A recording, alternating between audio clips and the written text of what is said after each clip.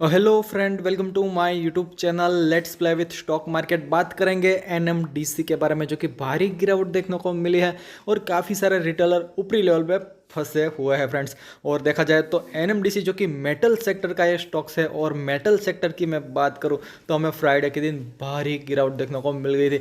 यानी कह सकते हैं कि मेटल सेक्टर ही पूरा क्रैश हो चुका था, 6-7% की गिरावट। तो डेफिनेटली ये जो छोटे स्टॉक्स है मेटल सेक्टर के, उसमें भी हमें गिरावट तो देखने को मिलेगी। तो कुछ अहम लेवल्स थे जिसको ब्रेक कर दिया है एनएमडीसी में, और आगे कहाँ तक लुढ़क सकता है, क्या पॉसिबिलिटी है, उसके ऊपर हम जानेंगे। जो कि 165 का एक अपने आप में एक स्ट्रॉन्ग डिमांड जोन था, एक अच्छा लेवल था जहां पे हमें बार बार एनएमडीसी सपोर्ट लेता हुआ देखने को मिल रहा था। लेकिन उस लेवल को तो फ्राइडे के दिन गैप डाउन के साथ ही तोड़ दिया था। तो यहाँ पे फ्रेंड्स देखा जाए तो मैंने भी ये लेवल्स को रिकमेंडेशन किया था 165 के आसपास पोजीशन बनाने के लिए, और 162 का एसएलपी दिया था। शायद आपने मेरे कहने पे खरीदा होगा तो आपने डेफिनेटली एसएलपी लगाया होगा, तो यहाँ पे आप फंसे नहीं होंगे और आपकी पोजीशन शायद एग्जिट हो गई होगी 162-160 रुपये के आसपास भी। तो फ्रेंड्स, ऑलवेज पोजीशन बनाए प्रॉपर एसएल के साथ। ऐसा बिल्कुल नहीं होता है कि हम जहाँ से खरीदते हैं वहाँ से शेयर ऊपर जाएगा, जो कि आप बाजार को नहीं चलाते, बाजार आपको चलाता है, हमें बाजार के साथ चलना पड़ेगा फ्रेंड्स। तो यहाँ पे देखा जाए तो अच्छे लेवल को ब्रेक कर दिया है, और तो आगे कहाँ तक नीचे लुढ़क सकता है, क्या पॉसिबिलिटी है, वो हम जानने की कोशिश करेंगे। तो यहाँ पे फ्रेंड्स मैं आपको कुछ लेवल सजेस्ट करने वाला हूँ, जो कि अपने आप में कुछ अहम लेवल है, उसमें कुछ अचीवमेंट्स है उस लेवल्स में, जो कि आपको क्लियरली समझ में भी आएगा, और आप इस स्ट्रेटेजी को दूसरे स्टॉक्स एनालिसिस करने में अप्लाई कर सकते हैं।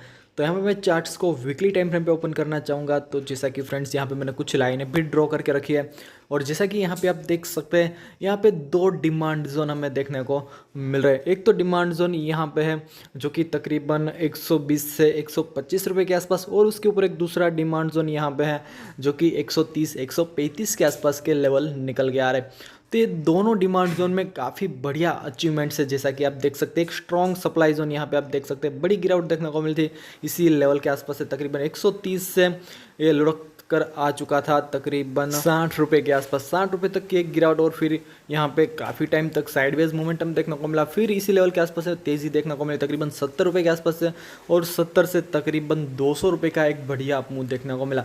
तो डेफिनेटली कहीं ना कहीं प्रॉफिट बुकिंग तो आना ही थे फ्रेंड्स। इतनी बढ़िया यहाँ पे तेज़ी देखने को मिली, लोगों के पैसे दुगने हो गए।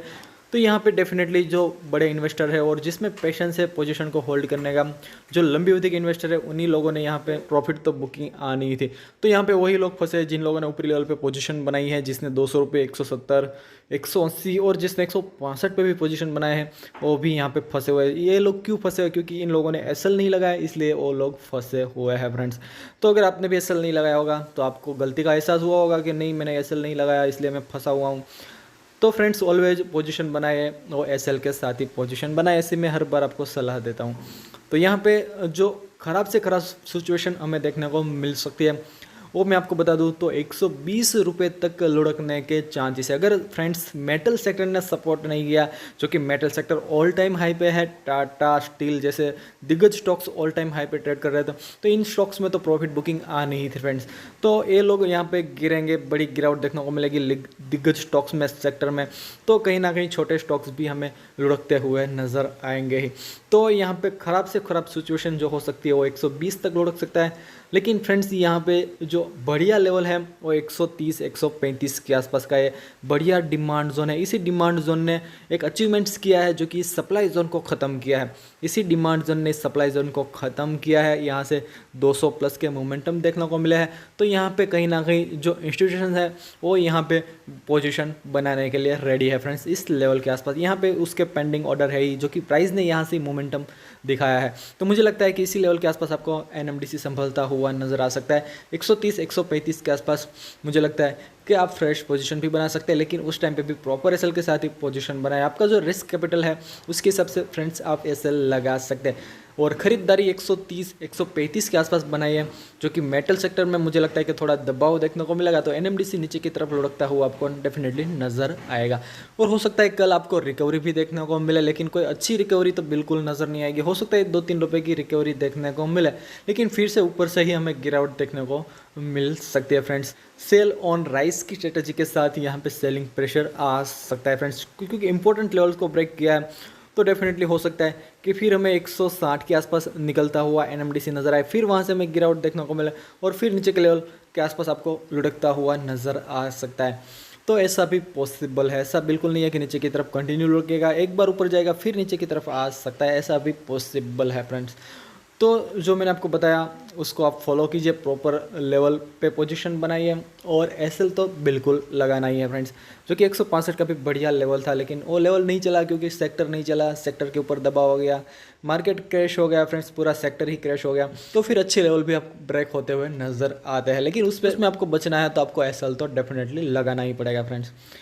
तो फ्रेंड्स आप पोजीशन बना सकते हैं, जो मैंने आपको लेवल दिया 130 135 के आसपास, वहाँ पे भी आप चाहे तो 125 128 के सेल के साथ पोजीशन को प्ले कर सकते हैं।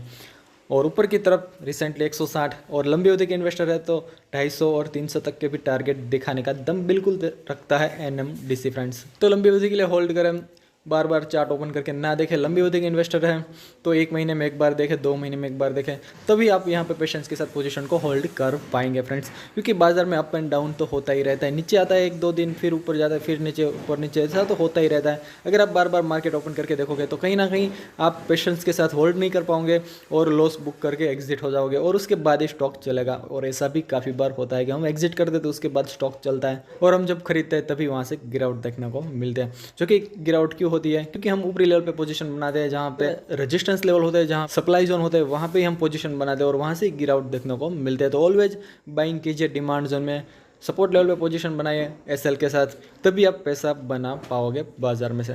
तो इन बातों के ऊपर आप अपना गौर कीजिए और एनालिसिस कीजिए, उसके बाद ही किसी भी तरह की कोई पोजीशन बनाइए। वीडियो अच्छा लगा हो तो लाइक करके एंकरेज करना ना भूले और चैनल पर नए तो चैनल को भी सब्सक्राइब कर लीजिए। मिलते हैं ऐसी एक न्यू वीडियो के साथ, तब तक के लिए thank you again for watching this video.